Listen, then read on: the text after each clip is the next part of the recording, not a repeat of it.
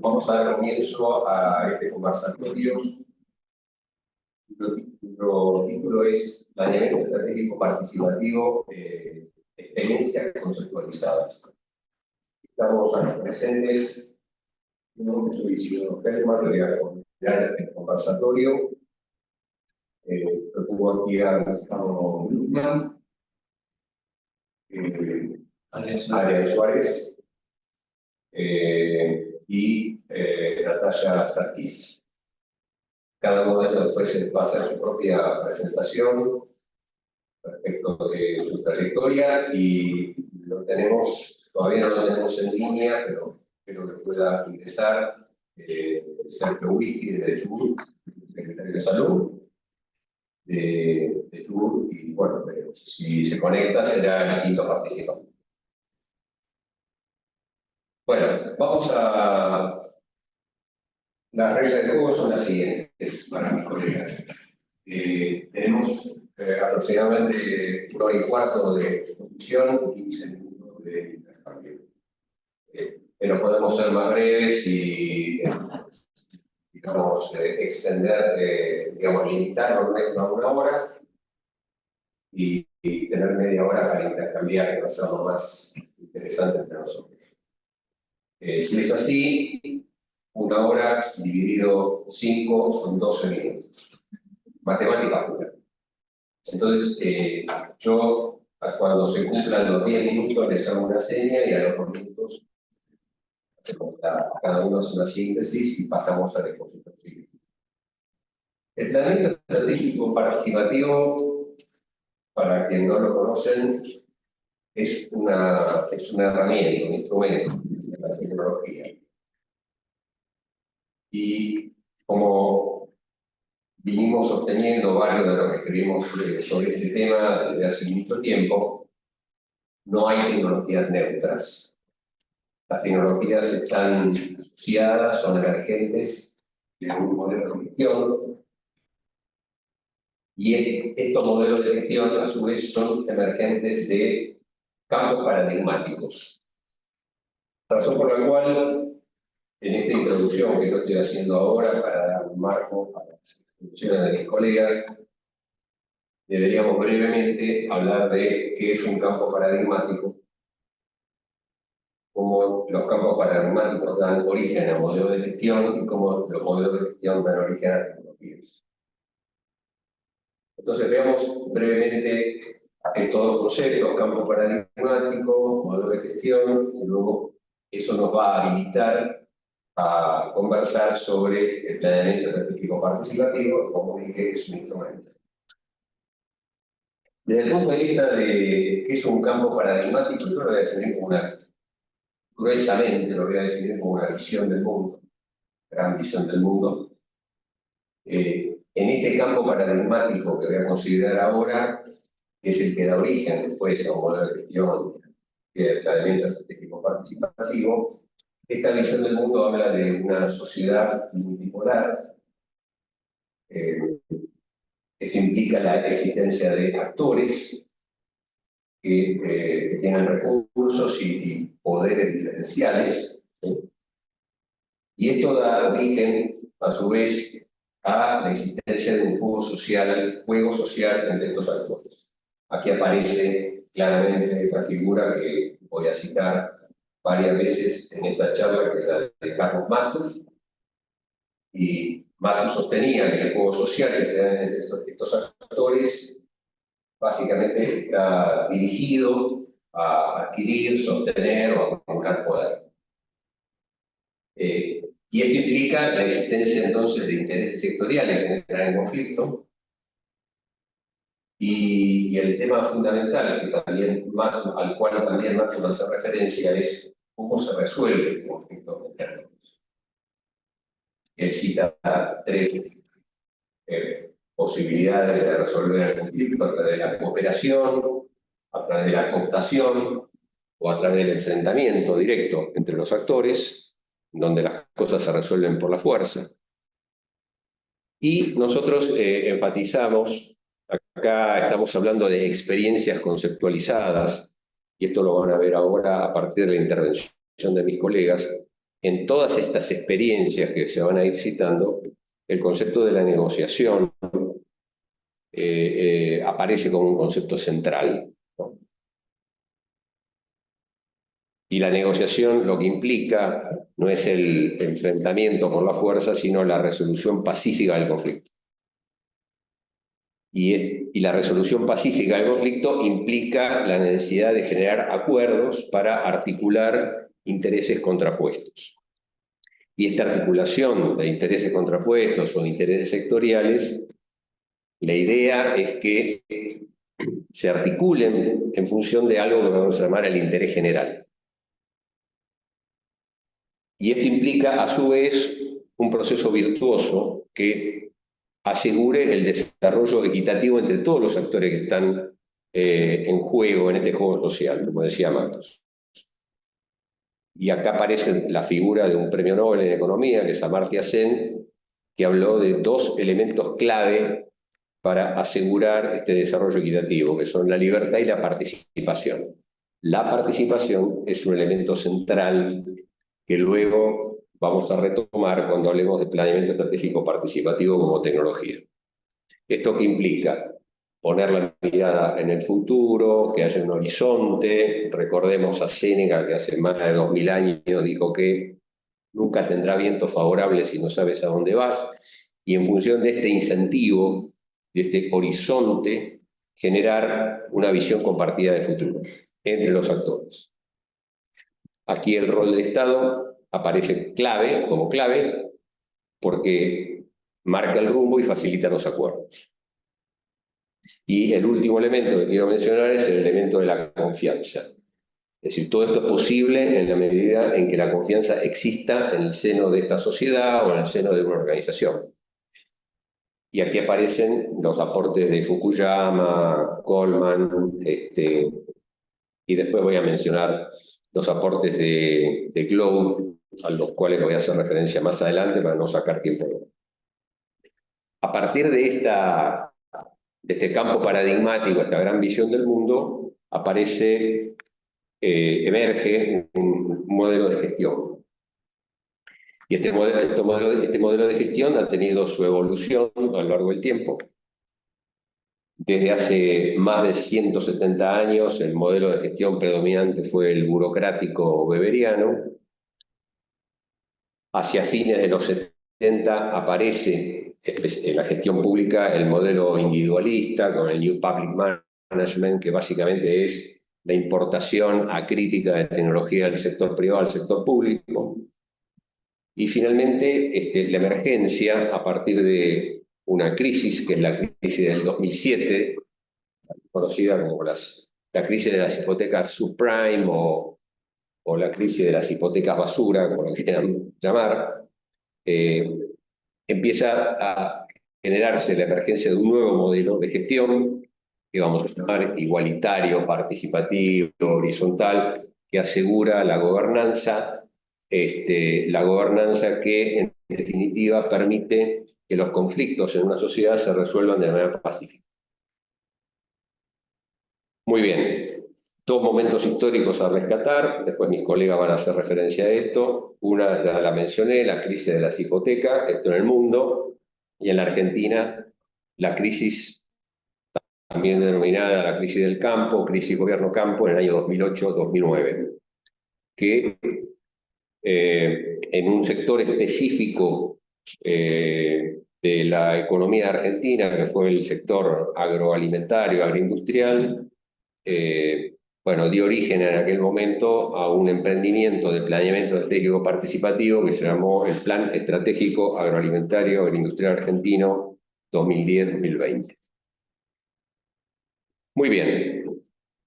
Ahora hablemos del planeamiento estratégico participativo para caracterizarlo y darle pie a mis colegas en este tema.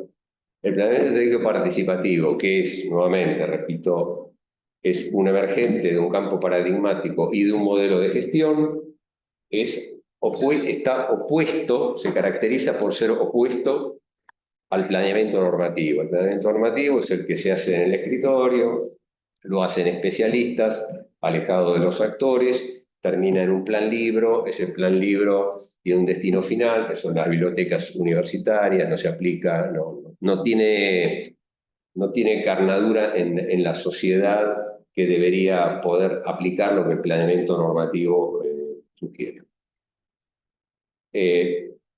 Ergo, aparece en el horizonte del desarrollo tecnológico el planeamiento estratégico situacional, nuevamente Matus aquí, y el planeamiento estratégico situacional es un conjunto, o está basado en un conjunto de acciones racionales con orientación afines, pero tiene una característica y es el cálculo interactivo. Cálculo interactivo que implica la consideración del otro actor, sobre el cual yo influyo con mis acciones y viceversa. Este cálculo interactivo está incluido junto con la prospectiva, la consideración de escenarios futuros en esta tecnología del planeamiento estratégico situacional creada por Matus hace, digamos, 30 años atrás.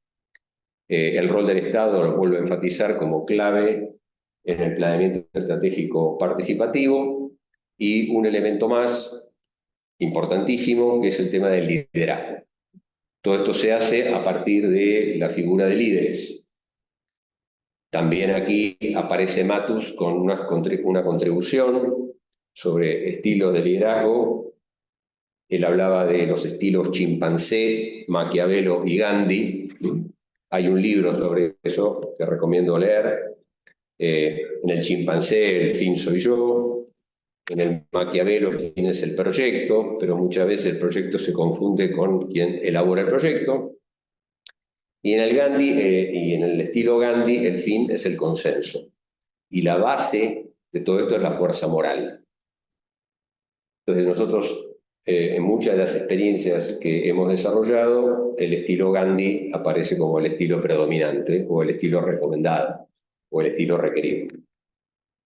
Muy bien, si hablamos de racionalidad estratégica participativa, para ir terminando con la caracterización de esta herramienta, estamos hablando de la combinación virtuosa de dos racionalidades, una racionalidad metodológica, hay un método que se ha generado a partir de esto, que se lo conoce como el método de los 8 pasos, probablemente Gustavo haga referencias más concretas sobre esto, y esto se combina virtuosamente con una racionalidad participativa. Son 8 pasos que todos los actores que están en juego practican, desarrollan, interaccionan sobre la base de cada uno de estos pasos. Muy bien. Como concluyo acá y ya le doy paso a Gustavo, que me va a seguir en la exposición. Aquí quiero señalar que cuando hablamos de, vuelvo al título, planeamiento estratégico participativo, experiencias conceptualizadas. Experiencias conceptualizadas quiere decir que aquí no solo existieron estamos hablando de experiencias que comenzaron allí por el 2009 y continúan hoy hasta el 2024, los expositores van a hacer referencia a esto. Son experiencias que salen de conceptos y estas experiencias realimentan los marcos conceptuales. Eso significa experiencia conceptualizada. En el año 2009, aquí estamos solamente Gustavo y yo, pero de un equipo muy grande que comenzó con el Plan Estratégico Agroalimentario y Agroindustrial Argentino, siguió con el PLANES, que fue el Plan Nacional del Sector de Seguros, siguió con un plan institucional que fue la modernización de la Cámara de Diputados, después participamos en planes ya más importantes desde el punto de vista de su consideración institucional, es el Plan Estratégico de Panamá, uno en el sector privado que fue el de ADEFA, que es los constructores de automóviles, las terminales, y dos más ya muy contemporáneos. Uno es el PECIT, y Adrián está conduciendo esta experiencia, es el Plan Estratégico de Ciencia, Innovación y Tecnología de Santiago del Estero, y el Plan de Cambio Cultural del Sistema de Salud de Chubut, y ahí tenemos la participación virtual, si es que logra conectarse, de Sergio Whisky, que es el secretario de Salud. quiero orientar ahora la participación de mis colegas en dos sentidos. Uno es a partir de los procesos o de algunos procesos que caracterizan al planeamiento estratégico participativo. Y vamos a hablar específicamente de prospectiva como uno de los procesos clave y la planificación de la capacitación como otro proceso clave, muy vinculado también al liderazgo. Y después vamos a hablar de dos experiencias que ya mencioné. Una es la de Santiago y la otra es la de Chubut. Así que, bueno, dado este marco, y siendo las 3:20, le doy la palabra a Gustavo. Gracias. Adelante. La primera pregunta es, ¿quién controla los controladores? Porque Isidoro dijo que tenemos 12 minutos y se excedió en 2 minutos. Correcto. ¿A quién lo controla él? Que era que supuestamente tenía que controlar. Usted sabe que corta el bacalao. Claro. Ya, dado que es un congreso de administración pública, vamos a hablar de corrupción. Adelante. Bueno, vamos a hablar con Isidoro Feldman. Estuvimos trabajando en varios proyectos que mencionó. Yo particularmente me he dedicado en un componente que es los estudios de perspectiva, adicionalmente a lo que hicimos a lo largo de estos años y seguimos haciendo, y trabajé también con un equipo en temas de perspectiva. Para que todos tengan claro, Isidoro mencionó el método de los 8 pasos en planificación estratégica. ¿Cuáles son los pasos? Uno se pregunta. El primero es lo que se llama la dirección estratégica. La dirección estratégica lo que contiene es la misión, los valores, los ejes y los objetivos. Es decir, el marco general hacia donde uno apunta, los horizontes que uno plantea. Después está lo que se llaman los escenarios, que ahí entra lo que voy a hablar yo de perspectiva, qué hicimos en perspectiva. Después vienen lo que son los diagnósticos, que habitualmente son las fortalezas y debilidades, ¿no? Cuando arma el FODA, el famoso FODA, fortalezas, debilidades, oportunidades y amenazas, no lo dije en ese orden, pero no importa, si queda claro, lo arma en función de esos escenarios, porque los escenarios son amenazas, fortalezas, oportunidades y amenazas, y por el otro lado están las fortalezas y debilidades. Después está lo que se llaman las metas, es decir, uno tiene un objetivo, pero tiene que cuantificar eso, cuantificar o cualificar esos objetivos. Y después, cuando uno arma esas metas, lo que identifica es entre lo que uno tiene, que es el diagnóstico, y a donde uno quiere llegar, que son las metas, aparece lo que llaman las brechas, que es el gap intermedio entre dónde estoy y a dónde quiero ir. Y sobre eso impulsa lo que son políticas, programas, acciones, tareas, actividades, etc. En conjunto, y una vez que implementa eso, evalúa y lo que está poniendo en la rueda todo el proceso de planificación estratégica. Lo que yo mencioné como los 8 pasos o las etapas de la planificación estratégica, las pueden encontrar en otros libros con otras etapas, iguales, similares, parecidas, pero en general rondan estos. Algunos comienzan directamente ya con las metas, dice, bueno, quiero construir un edificio, que es la meta de 5 pisos, es una meta, y después aparece lo que es la visión, la misión, etc. Bueno, ese es el método de los 8 pasos. Uno de esos pasos es construir escenarios, es decir, uno tiene que saber, él mencionó Isidoro la frase de Séneca, nunca sabes cuando hay vientos favorables, no se sabe a dónde se va, pero también una frase que es para pensar en el futuro es el lugar donde vamos a encontrarnos el día de mañana. Una frase que dijo alguna vez Woody Allen. Todos vamos a tener un futuro, entonces, de hecho, si uno se pone a pensar, existe el pasado, existe el futuro, lo que no existe es el presente. Por el momento, una vez que estamos en el presente, ya dejó de ser presente para ser pasado y futuro al mismo tiempo. Y aquí uno puede hasta leer a San Agustín, que planteaba este tipo de situaciones, aunque él referido al presente, no al pasado, decía, no hay solo presente, en el pasado no. Le transportamos la idea y pensamos en el futuro. Y la prospectiva es un campo de conocimiento sistemático y estructurado que nos permite plantear horizontes. ¿Un horizonte? No, varios horizontes. ¿Qué significa esto? Que no es adivinanza, no es predecir el futuro, no es una bola de cristal, no es tirar las runas y leer la borra del café. cada uno de nosotros lo puede hacer, está muy bien, es interesante. Si uno se siente cómodo con lo que le dicen, está perfecto. Siempre aparece la idea de vas a tener un viaje, ese viaje puede ser dar la vuelta al mundo o vas a viajar en colectivo hasta la esquina de tu casa, pero bueno, es un viaje, está la posibilidad.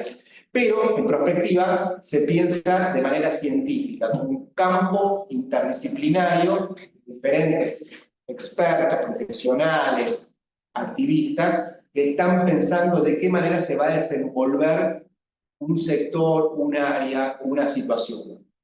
Uno dice, pero no se dieron cuenta que venía una pandemia, por ejemplo en el COVID. Sin embargo, muchos prospectivistas, en función, en algunos casos de tendencia, ya veían que la gripe aviar, la vaca loca y otras epidemias que hubo en el mundo, veían la posibilidad de que pueda aparecer algo llamado COVID-19 o pandemia que vivimos todos.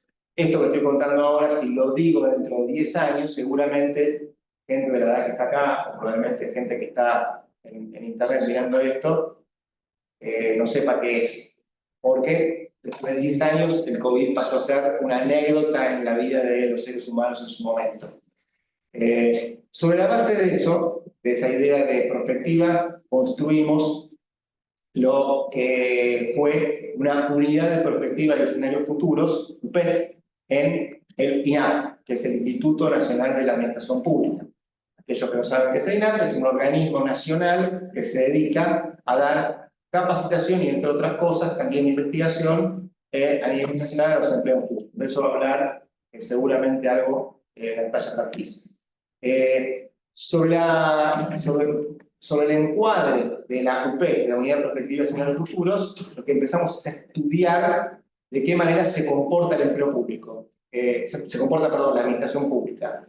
Y lo hicimos a nivel de las tecnologías, a nivel del empleo público y a nivel de las estructuras organizacionales. Algo que esta mañana dijimos en un panel que tuve con otra gente en otro aula. Y para hacer esto, y acá va la parte que se relaciona con la planificación, que es nosotros, para planificar tenemos que construir escenarios. Lo que hicimos es construir escenarios vinculados con lo que son procesos de estudios prospectivos. Es decir, en estas tres áreas, que son tecnologías, estructuras y empleo público en el Estado Nacional. Todo esto lo pueden leer, así como lo de planificación, se puede bajar gratuitamente. Hay un libro que escribimos con Isidoro y con otra gente, que es Planificación Estratégica Participativa, Conceptos, Metodología y Experiencias, algo así, que lo pueden bajar de la Facultad de Ciencias Económicas de la Universidad de Buenos Aires. Y también hay un libro sobre perspectiva que escribimos sobre esto, que se llama Materia y Estados, página del INAP, y hay adicionalmente 13 videos en YouTube, en la página del INAP, de la Unidad de Perspectiva de Escenarios Futuros. Digo, como para que tengan material si uno quiere ahondar en todo esto. Dentro de ese material hay lo que es el anexo. Para nosotros era tan importante el libro que sacamos con los documentos, se llama Materia y Estado, con un anexo. En el anexo está puesta la metodología que hicimos para desarrollar esa unidad perspectiva de escenarios futuros y que derivó en estas tres áreas con los estudios prospectivos. Para llegar a eso, lo que hicimos es, para llegar a eso, lo que hicimos es 76 entrevistas a expertos, o sea, es una cantidad impresionante de entrevistas. No estamos hablando de cuestionarios a gran escala, sino de entrevistas en profundidad a la gente que más sabe sobre estos tres temas. O sea, tecnólogos, estamos hablando del sector público e incluso del sector privado. Tecnólogos, especialistas en empleo público, varios que están circulando por acá, fueron entrevistados nuestros, y expertos en estructuras organizacionales. Aparte de esas 6 entrevistas, hicimos varias actividades que denominamos actividades interactivas, actividades con actores. En algunos casos fueron grupos focales, focus group, donde había un tema que se planteaba y se discutía hasta exprimirlo el tema. Esta es la idea del focus group, ver qué refleja ese tema. Esto es para construir escenarios, es decir, aspectos cual y cuantitativos que teníamos, porque también había información cuántica que rescatábamos para ver tendencias y trayectorias de cada uno de esos tres temas. Aparte de Focus Group, hicimos lo que se denomina método Delphi o Civil Delphi, no fue Delphi específicamente. Método Delphi es una metodología específica de interacción y concentración de información. Busquen después, no vamos a hablar ahora sobre el método Delphi, pero sí que es muy potente, que se utiliza mucho para estudios prospectivos. Y algunas actividades particulares de lo que se denomina World Café, de rotación en grupos respecto de un tema cuando los que participan en los grupos van cumpliendo roles diferentes. Es, por ejemplo, un rol vinculado con una consigna liberal, un rol vinculado con una consigna socialdemócrata y un rol con una consigna nacional popular, de acuerdo a modelos que planteamos nosotros, en función de lo que es empleo público, tecnologías y estructuras organizacionales. No contentos con las entrevistas y con los grupos focales, previo a eso hicimos todo lo que es un levantamiento de información bibliográfica muy pero muy amplia, y con toda esa información de entrevistas, actividades interactivas y material secundario, lo que armamos es un proceso que se denominó de construcción de información, reconstrucción y deconstrucción de la información en sistematización específica en programas, que es el MICMAC, no es el Big Mac de McDonald's, es MICMAC, lo que hace es interactuar variables, es un modelo de un proyecto muy conocido que se llama Godet, un francés, que tiene una página puntual donde tiene todos los instrumentos que se utilizan, uno los puede utilizar, bueno, utilizamos otros sistemas también, más econométricos también. Y bueno, utilizamos el MICMAC y se me fue el nombre de otro modelo de interacción de variables. Con toda esa información, sé que ustedes van a poder leer si lo bajan, si lo descargan, es este libro Materia Estado, que ejemplifica una experiencia dentro de lo que es el panel de experiencias conceptualizadas. El objetivo es de qué manera la planificación, en este caso un componente de planificación que es la perspectiva, se conceptualiza, porque algún modelo previo, un trabajo práctico, un trabajo específico, fáctico, y después una conceptualización de todo eso en un producto que no solo el libro, sino que los anexos, como decía, son componente esencial que pueden ser usados, cada uno de acá o los que quieran, puede agarrar, lo toma y les va a servir como referencia para su uso en temas de prospectiva. En lo particular, y yo ahí cierro, que me queda justo los últimos 30 segundos, voy a ser estricto en tiempos. Por supuesto. No me dijiste que faltan 2 minutos. No dije, no. Es señor que se autorregula. No estás atento, Isidoro. ¿Qué vas a pasar? Cuando yo me dediqué durante mucho tiempo a la historia de los procesos del Estado, es decir, reforma del Estado, la organización del Estado, y lo que sucede en la actualidad, en algún momento, hace 10 años, dije, quiero pensar qué sucede en el futuro, y a partir de un taller que hice afuera, financiado por CEPAL, el INPE CEPAL, me entusiasmé por esta idea de pensar el futuro, y eso es lo que permitió el texto o la actividad que desarrollamos en el INAP, creando la Unidad de Perspectiva de Diseño de Futuros. Muchas gracias. Muy bien, gracias Gustavo.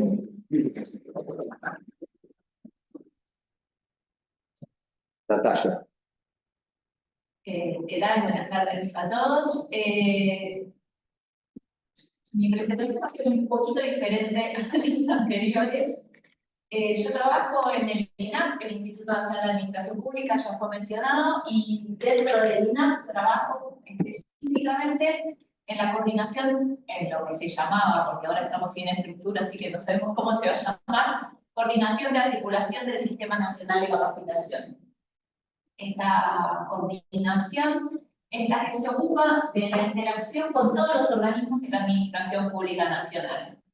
Y volviendo un poquito a la historia y a los momentos en los que surgen las tecnologías, la Administración Pública Nacional está regida, más allá de la Ley de Empleo Público, con distintos convenios, el convenio colectivo general y los distintos sectoriales que regulan esa relación de empleo público, y esos dos convenios que son de 2006 y de 2008, digo, contemporáneamente a este surgimiento del campo paradigmático y del modelo de gestión que marcaba Isidoro, estos dos convenios establecen que los organismos de la administración pública tienen que presentarle al INAP sus planes estratégicos y sus planes anuales de capacitación.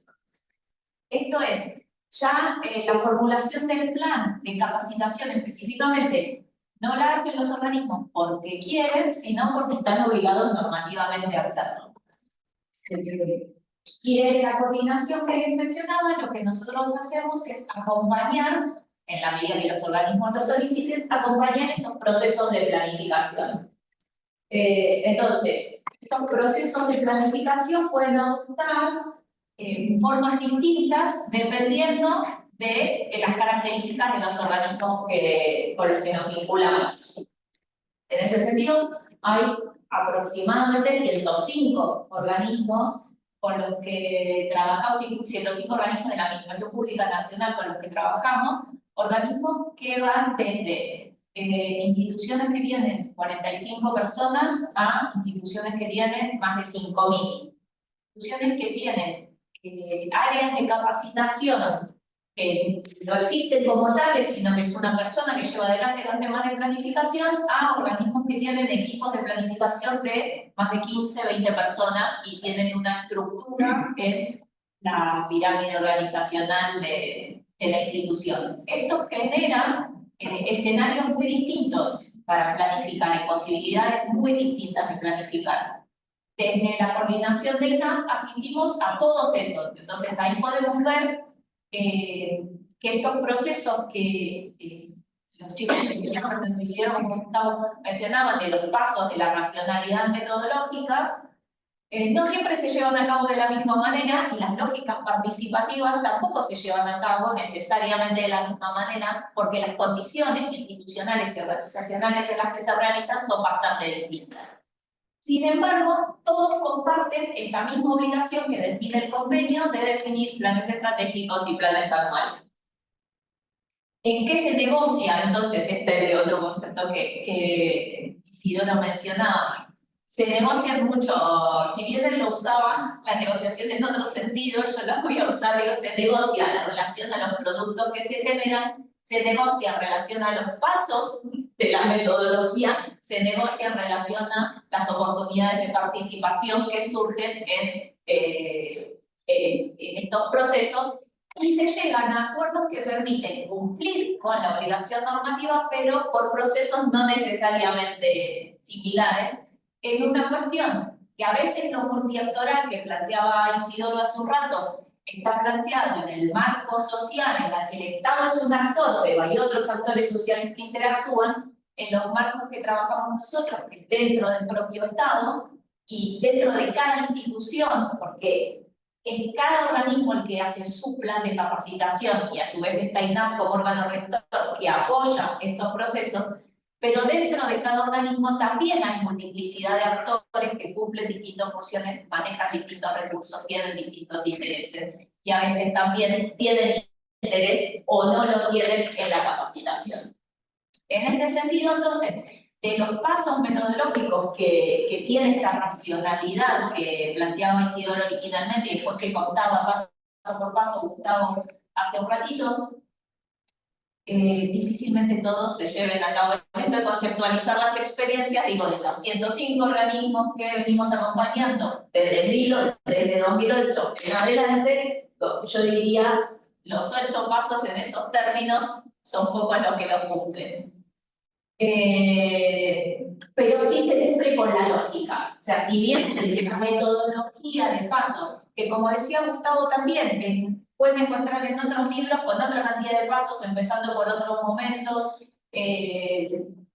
siguiendo otro orden, lo que sigue sosteniendo es la lógica.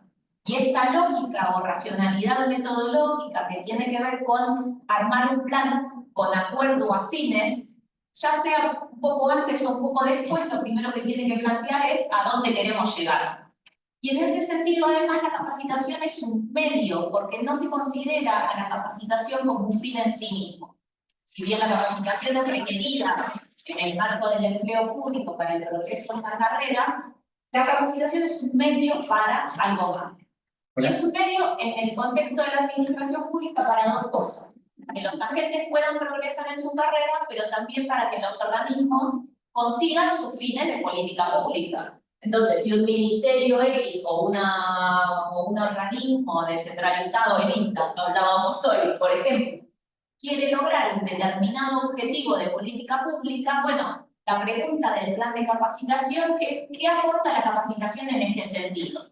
Entonces, está orientada a fines y en eso los acompañamos, en definir cuál es el objetivo de política. Estaría genial que viniera definido desde las autoridades, desde un plan institucional, desde una definición estratégica más organizativa global. En líneas generales no lo están. Si bien la planificación es una herramienta de gestión, yo diría que es subutilizada en el contexto de la administración pública argentina. Hay experiencias muy exitosas, pero tampoco son tantísimas. O sea, se usa menos de lo que se podría, o lo que a mí me gustaría en particular que se use. Entonces, el primer paso tiene que ver con también ayudarlos a reconstruir ese para dónde, porque a veces no está en un plan explicitado, pero hay pautas de para dónde quieren ir las autoridades de un determinado organismo, para dónde va la política de una determinada institución. Entonces, desde INAP los acompañamos en poder definir cuál es este punto de partida o punto de llegada. Empezamos por, pero es el punto de llegada, a dónde queremos ir.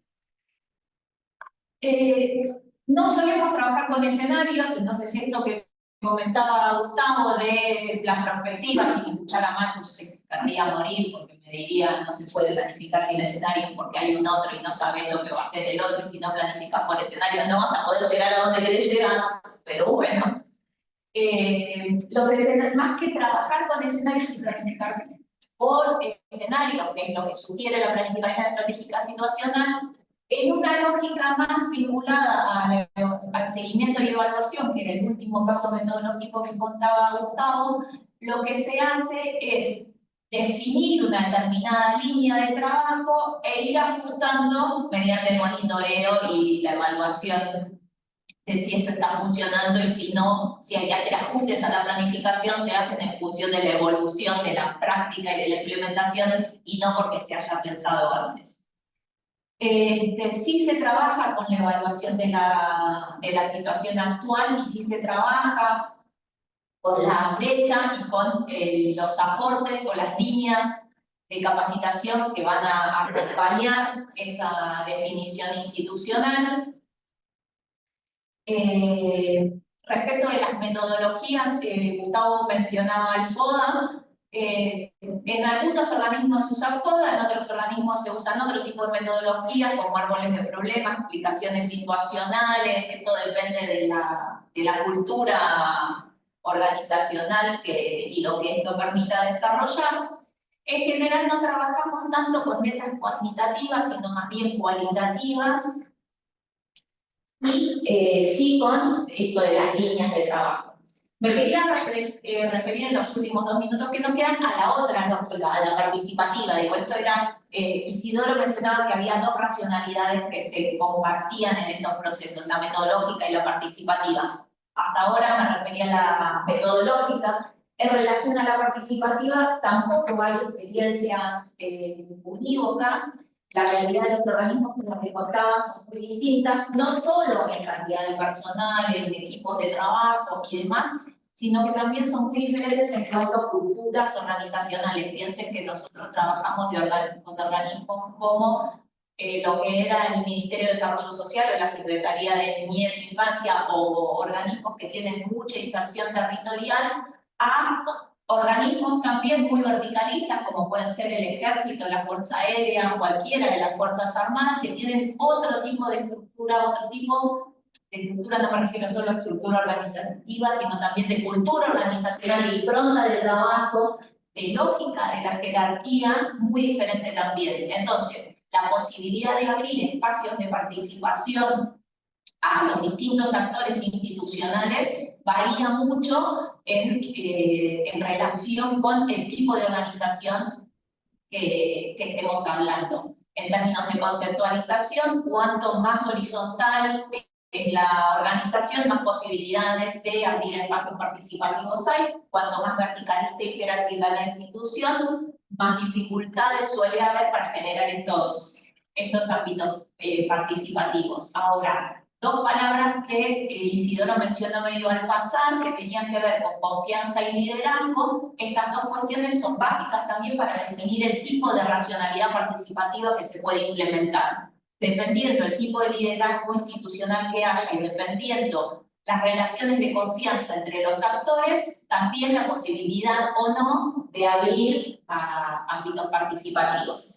Y teniendo claro esto que les comentaba hace un ratito, que desde INAP lo que hacemos no es planificar nosotros, sino acompañar a los equipos de capacitación en pensar e implementar estos procesos.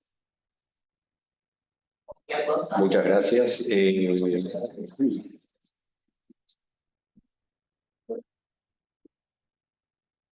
Vamos a ir enlazando las exposiciones sin esperar el final, porque vale la pena decir algunas cosas respecto a lo que dijo Natalia recién. En el planeamiento estratégico participativo podemos distinguir experiencias institucionales y sectoriales.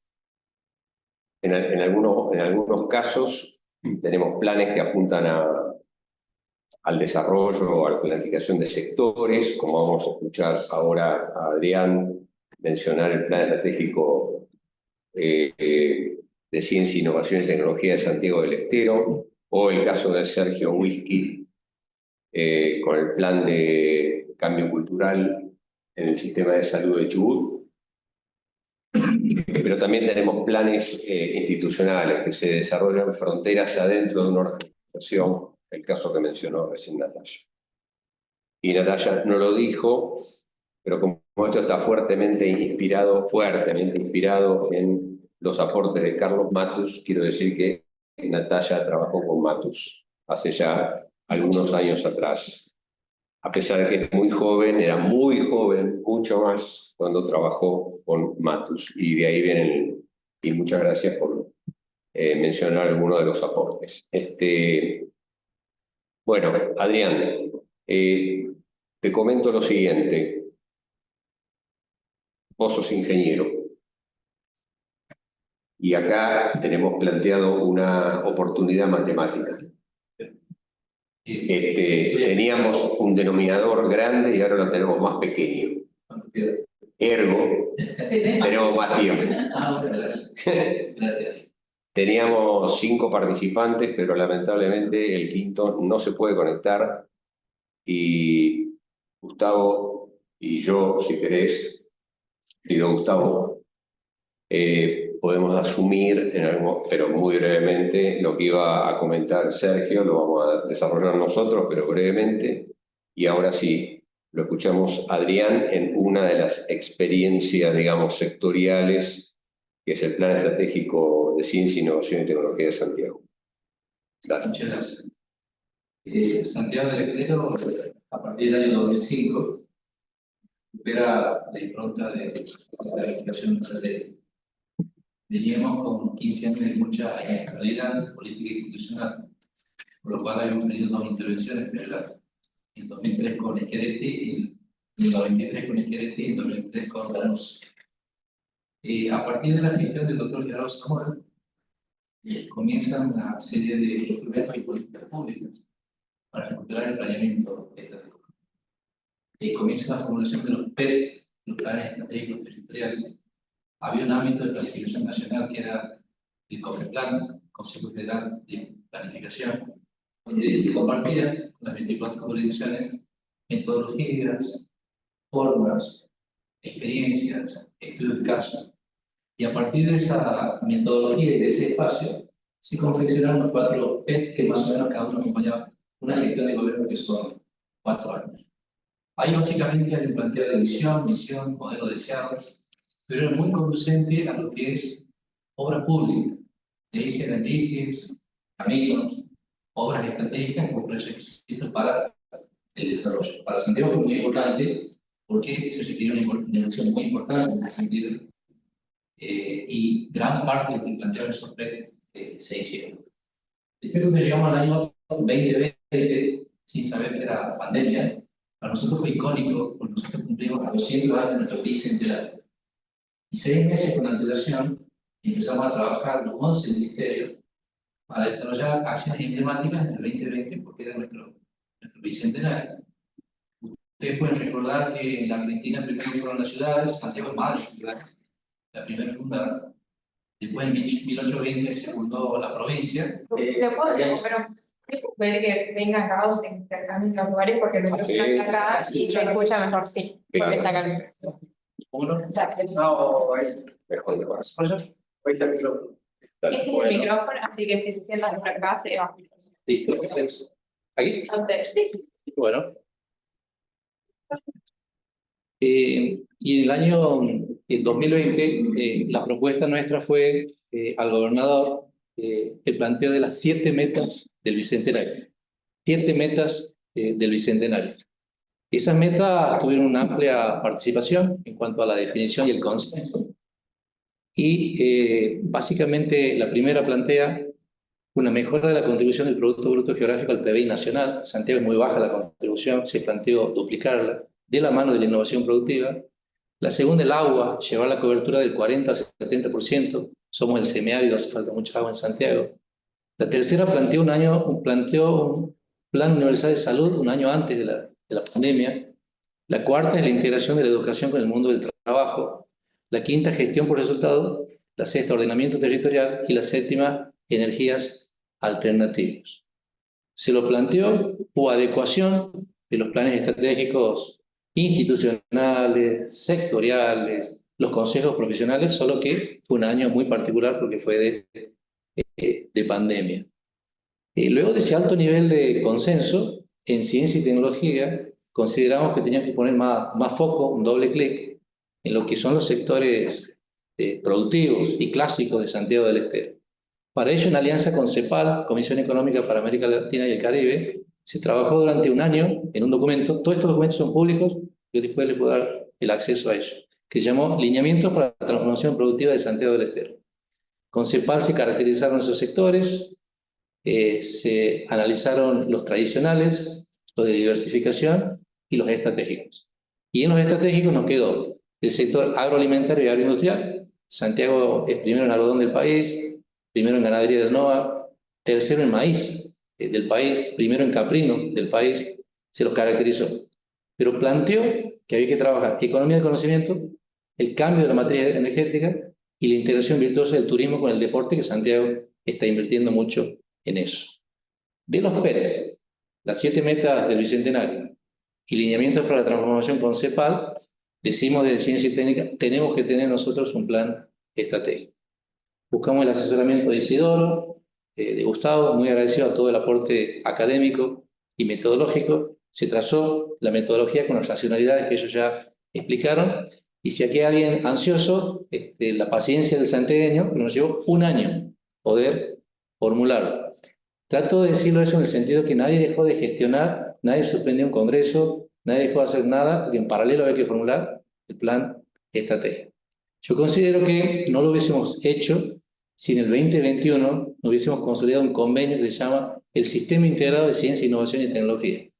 En ese convenio están las 2 universidades, la Nacional y la Católica, los 2 autárquicos nacionales, el INTA y el INTI, y el gobierno de la provincia con sus 11 ministerios. Y lo firmaron las autoridades nacionales, el presidente del INTA, el presidente del INTI, los rectores y el gobernador. Eso nos dio un entramado para poder formular durante un año el plan estratégico. Algunas métricas del plan. A partir de esas 5 instituciones, que las llamamos responsables de la formulación, pasamos a 36 involucrados. En las 36 hay ONGs, sociedades rurales, Unión Industrial, cámaras de comercio, etc. Se amplió hasta donde se pudo la base de lo que es la participación. Y a partir de ese entramado, se diseñó el plan en 6 ejes y 30 mesas.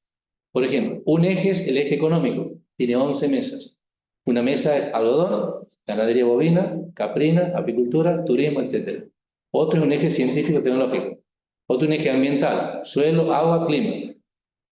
En total, 6 ejes, 30 mesas. Cada mesa tiene un coordinador, un referente, y procura reunir el conocimiento experto a nivel de la provincia y de la región. Y siguieron la metodología de los 8 pasos que plantearon, la construcción de escenarios, el FODA y los aportes en planes, programas y proyectos para lo que es cada mes. Algo que nos pareció interesante en la metodología fueron 3 talleres territoriales de carácter regional, que se hicieron en Frías, en el oeste de Santiago del Estero, límite con Córdoba, en Fernández, para toda la zona de riego, y en Quimilé, para todo el sudeste de Santiago del Estero, en el límite con Santa Fe. Sobre todo para la participación territorial. Santiago tiene 27 departamentos, población rural dispersa, y consideramos que era importante salir al interior para la formulación de lo que es el plan. A mí me interesa mucho cómo se va consolidando la misión del plan. La misión del plan es corta, pero entiendo que cada vez está más consolidada, y es territorios sostenibles con ciudades inteligentes. En territorios sostenibles hablamos de 4 dimensiones que en armonía tenemos que ejecutar en gobernanza público-privada, donde hablamos de las dimensiones clásicas, pero a la academia hay que bajarla a los territorios. Los aspectos económicos, los aspectos sociales, los aspectos ambientales y los políticos institucionales. Y en ciudades inteligentes, las Smart Cities, donde Santiago tiene 3 eventos importantes que son internacionales, pero que está avanzando mucho en el proceso a nivel de los ministerios, de los municipios, de las comisiones. Básicamente hablan de un Estado que es eficiente, eficaz, que piensa en la transición energética, en el reciclado de los residuos domiciliarios, en la modernización del Estado, en el expediente electrónico, etc. Una ciudad inteligente. Entonces hablamos de territorios sostenibles, con las 4 dimensiones, y con ciudades inteligentes. Esa es la misión de lo que es el plan. El plan tiene una estrategia de intervención, a la cual se le está adecuando mucho este año, donde en la estrategia de intervención, con las 5 instituciones que nombré del convenio, se abre hacia otras. Hay una agenda de ciencia y tecnología bastante acordada para la provincia de Santiago del Estero, y nosotros participamos porque este año no están activos de 5 espacios, como por ejemplo el COFECIT, Consejo Federal de Ciencia y Tecnología, el COFEPLAN que nombré, el COFEPUC que nombré. Estamos adecuando el plan, porque lo hemos terminado el año pasado, lo hemos presentado el 25 de diciembre en Casa de Gobierno. Estamos con otro gobierno nacional y tratando de adecuarnos a la nueva macroeconomía, el nuevo presupuesto, la nueva coparticipación y esos espacios que hoy por hoy no existen, y tenemos que ver cómo le podemos dar una nueva implementación a esa parte. Algo que me parece interesante, con esto termino, es que estamos con esta en la 9ª presentación del plan, y estamos en la estrategia de presentarlo. Incluso en los 3 lugares donde hemos hecho los talleres territoriales, hay una devolución del taller y una presentación del plan, y estamos en busca de alianzas, convenios y acuerdos de trabajo, con un perfil de gobernanza fuerte y pública-privada. Ahí están surgiendo cosas que nos parecen muy interesantes. Por ejemplo, a partir de la mesa forestal, Santiago tiene una fuerte impronta forestal. Ellos quieren formular a partir de esa mesa un plan estratégico foresto-industrial para la provincia de Santiago del Estero.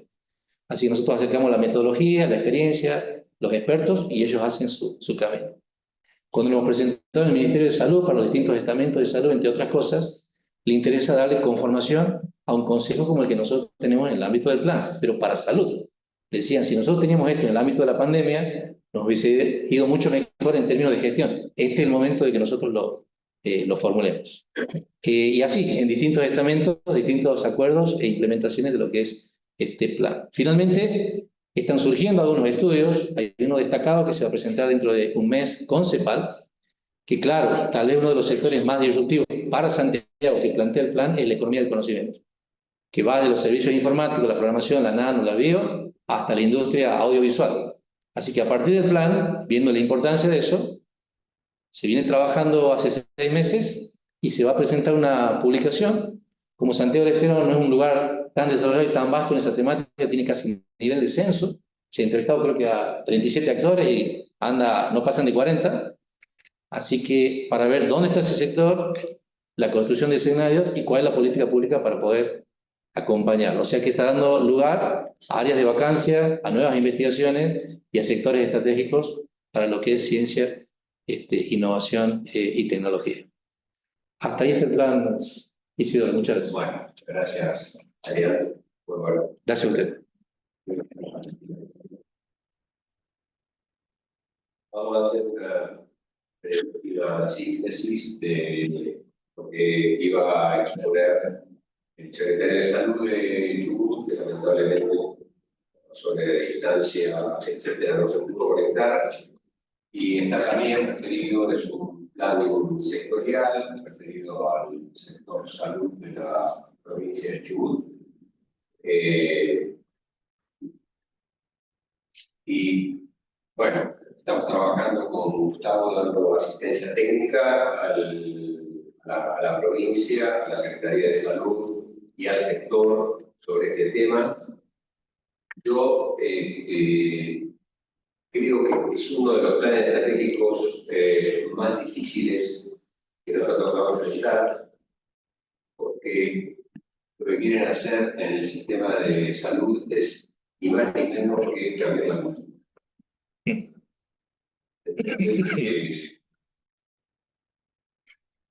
Lo que se viene haciendo desde marzo, desde principios de año, antes de que comenzara este año 2024, pero muy especialmente a partir de marzo, es identificar, siguiendo la metodología de la racionalidad metodológica y la racionalidad participativa, combinada virtuosamente, es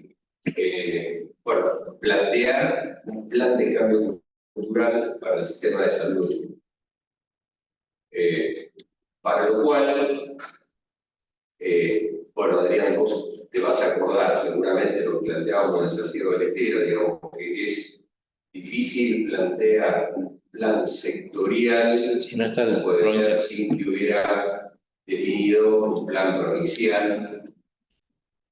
Y bueno, en el caso de Santiago del Estero, sin que ese plan provincial contribuyera a los objetivos del desarrollo sostenible. Bueno, y así se planteó ahí relaciones encadenadas que justamente vinculaban lo sectorial con lo provincial y el compromiso que había tomado Santiago respecto de los ODS. Por acá se plantea lo mismo en términos de relaciones encadenadas. La primera pregunta fue, ¿cambio de cultura para qué? ¿Cultura hacia dónde? ¿Y qué tipo de cultura se requiere para un cambio en el sistema de salud? Lo cual implicaba tener definido previamente los lineamientos de un plan estratégico del sistema de salud. Entonces, a partir de esos lineamientos que dicen, bueno, lo de Séneca, nunca tendrá viento favorable si no sabes a dónde vas, ahí aparece la necesidad de decir, bueno, pero ustedes a dónde quieren ir, ¿no?, en el sistema de salud. Muy bien. Eso implicó construir primero lineamientos. Decimos lineamientos porque para construir un plan estratégico del sistema de salud se requeriría bastante más tiempo disponible, pero los lineamientos ya están planteando un horizonte. Es decir, hasta ahora no sabíamos a dónde vamos, pero con estos lineamientos tenemos un horizonte, tenemos un destino. Sabemos que al sur no vamos al norte. Se construyeron esos lineamientos. Los lineamientos dieron origen, realmente si alguna vez podemos armar un plan estratégico sobre esto sería fenomenal, porque es muy ambicioso lo que quieren hacer. Implicó la identificación de 32 programas de transformación sobre el sistema de salud, y esto implicó la definición de una matriz, como los 32 programas de transformación iban a tener impacto sobre todo el territorio. Y el territorio está dividido en áreas programáticas, y las áreas programáticas tienen hospitales, centros de atención médica, una cosa muy compleja, pero muy interesante. Y una vez que se tuvo eso definido, que finalmente se logró participativamente, porque hay muchos actores dentro del sistema, tanto público como privado. Ahí sí, vino la pregunta y se está trabajando ahora, es ¿qué tipo de cultura organizacional es requerida para alcanzar esos objetivos y metas que los lineamientos plantean? Y en eso estamos trabajando ahora. No voy a extender, que llevaría muchísimo tiempo, que no tenemos, pero ese es el planteo central de lo que yo considero va a ser uno de los proyectos más difíciles que hemos encarado en estos últimos tiempos, que es cambiar una cultura organizacional. Si hay preguntas sobre esto después para intercambiar, extiendo, y si no, cortamos acá. Y espero haber sintetizado, salvo que haya algo más sobre lo que nos iba a dar nuestro quinto expositor que no pudo participar. Muy bien. Hemos terminado. La cuestión es ahora, si hay preguntas, si hay comentarios, si hay sugerencias. Yo he dos cosas totalmente diferencias en el INAP. La pandemia, o sea, yo siempre ocurre que la ponencia por la 30 años, espero cobrar este año, tenemos conectado en noviembre que viene luego. Y buceando en la pandemia, ¿no? Encontré el INAP. Claro, pero yo soy empleo de la provincia, la cosa que pude conectar, entendí, es extraordinario. La oferta del tratamiento es fantástica. Entonces, todos plurales lo hagan. Yo he hecho varios cursos y más, y sigo registrado y yo sigo entrando. Por ahí no me sirve porque nosotros tenemos estatuto, o sea, no, perdón, por reglamento tenemos que tener 8 horas de formación al año, todo, y por ahí es curso por ahí. Una vez lo presenté, pero tenemos un termometro que también da muy buena. La provincia tiene un buen programa policial. Después de Santiago del Estero, que yo no quería contar experiencia, o sea, en un grupo, en un colegio, confesional, católico, todo, y íbamos a Santiago del Estero a Quimilí. Lo llevo en un desierto. Es impresionante cómo cambió el clima, cómo cambió Santiago, tanto el clima que favoreció a la agricultura del territorio y la agricultura, el tema de la ganadería, todo, fue económico, todo, es impresionante. Me parece extraordinario, ¿no es cierto?, tener una organización para poder, como se dice, encaminar todo este cambio, ¿no? Sí. Por eso le hago un aporte a él, que si bien eso se ve como favorable a las instituciones con las cuales compartimos, les llama la atención que nosotros seamos autocríticos de eso. No es común ser autocríticos del Estado y de ser funcionarios, nadie quiere mostrar debilidad. Pero somos los primeros en algodón, pero estamos primarizados. ¿Que al 2030 vamos a seguir primarizados? O sea, vendiendo algodón en bruto y llegando solamente a un fardo de 520 kilos, o en algún momento vamos a llegar al hilado, en algún momento vamos a llevar la confección de una ropa, en algún momento vamos a... Entonces, hay un cambio, hay una transformación, pero el plan va por más. LD, por ejemplo, en ese sector. Sí, no, pero no, es para la pregunta. Te escuchaba y el interrogante tiene que ver con si nos podés contar qué desafíos tienen hoy, ¿no?, en esto de acompañar a los organismos en el proceso de elaboración de planes de capacitación. Primero, con esto que decís de no tener una estructura definida. Segundo, con organismos que ni siquiera tienen una estructura definida, como por supuesto como bastante acotado, ¿no? ¿Cómo se da esa bajada de alineamiento en el marco de esta heterogeneidad que nombramos acá de estos organismos? Eso por un lado, y si hay una especie de lecciones aprendidas respecto a, bueno, ciertas situaciones ya han pasado y uno puede tomar algunos elementos para volver a posicionarse y decir, voy por este camino. Porque, Bueno, menuda pregunta me hace. No, se puede ahí también como para buenísimo. Está buenísimo. Porque además son las cosas que nos preguntamos todo el tiempo. Parte del diagnóstico ya lo hiciste, o sea, los desafíos tienen que ver con hay desafíos en términos de conceptualizar también, digo, hay distintos niveles, tenemos desafíos internos y desafíos externos. En términos de los, y algunos se comparten. La Administración Pública Nacional está con un nivel de cambio, no solo un cambio de gestión, que ya sabemos nos daña todo, pero las provincias en algunos casos han tenido más continuidades que Nación. El cambio en Nación son 180 grados. No solo en términos ideológicos y de la impronta de la gestión, sino también en términos estructurales. La administración pública pasó de tener 21 ministerios a tener 8 o 9, o tener secretarías con rango de ministerios, o tener ministerios que han pasado a ser secretarías.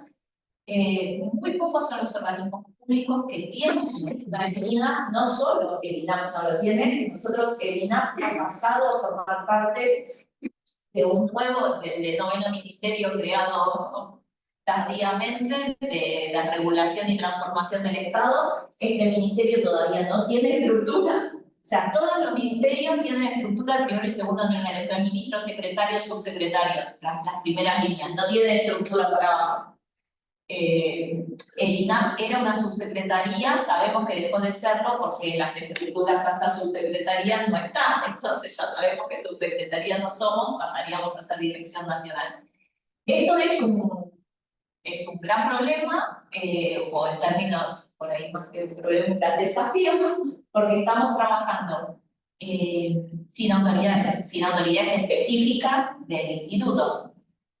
En un ministerio que tiene 2 meses de creación, que todavía no nos han bajado ni lineamientos. O sea, no sabemos, están los discursos públicos, digamos, pero no en líneas de trabajo concretas. En términos de los organismos con los que interactuamos, que están igual, pero hay algunos organismos, para los que conocen la estructura de la administración, o para los que no conocen la estructura de la Administración Pública Nacional, hay organismos, hay ministerios, hay organismos descentralizados que tienen autonomía en el manejo de sus recursos, y después hay organismos desconcentrados que dependen de un ministerio y tienen cierta autonomía en el manejo de las prácticas y de la gestión, pero no en el manejo de recursos. Entonces también hay distintas posibilidades. Ninguno de estos, los ministerios en general son muy pocos los que tienen estructura, creo que defensa, justicia y no sé si seguridad ya tienen la estructura definida, el resto no. Los descentralizados, mucho más sostenidos, es donde se ha mantenido mayor nivel de estabilidad respecto a las estructuras, y esos están funcionando en términos de la gestión cotidiana un poco mejor. Y los desconcentrados, si bien han mantenido en líneas generales sus estructuras, como dependen de los ministerios y no tienen autonomía, están ahí apoyando difícil de transitar. Y el INAP no escapa de la ley, digo, ni siquiera, como les decía, no éramos subsecretaría, no lo somos, y por ende no sabemos cuál es la estructura interna y no tenemos autoridades para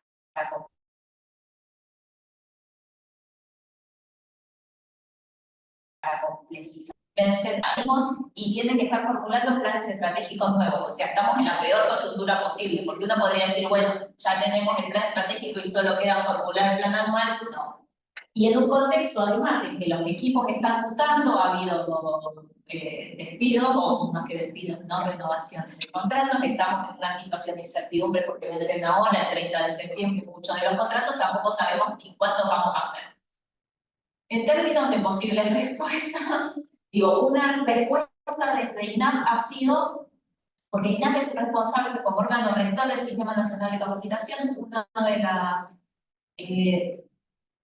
cuestiones que INAP tiene que hacer es definir los lineamientos que tienen que cumplir estos planes. Entonces, en términos de las respuestas, una de las cosas que hemos hecho es simplificar lo más posible, atendiendo el contexto, las características que estos productos tienen que presentar. Entonces, si en ciclos anteriores se pedían objetivos estratégicos, objetivos de capacitación, líneas de trabajo, perfiles de los destinatarios, universo de potenciales destinatarios, no sé, y más detalle, bueno, hemos simplificado y hemos dicho, bueno, ¿qué es lo básico que tienen que presentar? el lineamiento, el objetivo de capacitación como línea y la prioridad de qué año se va a trabajar, listo, ese. Se simplificó mucho el tipo de documento a presentar. Otra cuestión ha sido simplificar los procedimientos de presentación y simplificar el nivel jerárquico de quien tiene que aprobar ese plan, porque la normativa anterior decía que era la máxima autoridad del organismo. Pedirle a un ministro que no sabe ni siquiera cómo tiene la estructura bajo que apruebe el plan de capacitación, difícil. Entonces, bueno, sin corrernos de la norma y viendo las exigencias normativas que existían y viendo las posibilidades, se ha bajado un poco el nivel de funcionario responsable de la presentación del plan. Esto en cuanto a cuestiones más estructurales. Después, en cuanto a estrategias de trabajo, situaciones, sí, desafíos, ha habido situaciones